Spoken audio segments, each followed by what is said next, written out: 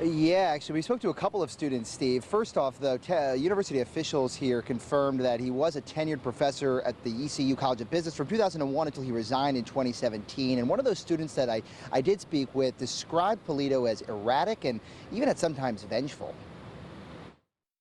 He didn't really have a set curriculum. Yeah, that made him fairly popular. But he was also a pretty weird guy. Paul Whittington took Tony Polito's course in operations management almost 10 years ago now, but still recalls his odd behavior. We spent the first 4 weeks of the 16-week class just talking about the syllabus. Most professors knock that out in the first 30 minutes of a class. Whittington says Polito often obsessed over reviews students would submit on the university's anonymous portal and call out students he suspected of writing them in lecture.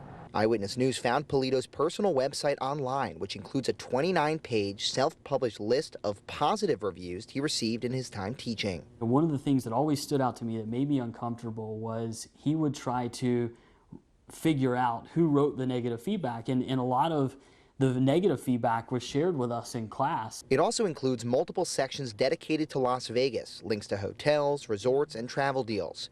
Whittington says Polito would dedicate entire lectures to just talking about the city. What he liked to do out there, the places that he shopped, and the airlines that he flew on, everything was about Las Vegas from the moment we stopped talking about the syllabus until he was ready to start reviewing what was going to be on the final exam. Not everyone we spoke with had the same recollection. Eric Smithwick took Polito's course in the early 2000s. Total shock, because it just does not fit the professor that I knew. Smithwick remembers Polito as a solid, down-to-earth professor with a sense of humor. He never gave me any kind of uneasy feelings or anything. He was approachable. But Whittington says when a colleague asked him about the shooting this morning, his mind jumped right to his former professor. I connected the dots immediately in my head. It was like, oh, it had to be Tony Polito. Not because I ever thought that he was capable of that, but ECU professor, I knew how much he was connected to Las Vegas. That's where my mind immediately went.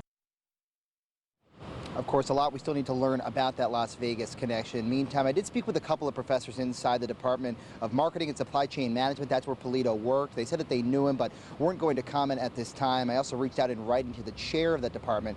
We've yet to hear back tonight. Live in Greenville, Sean Coffey, ABC 11, Eyewitness News.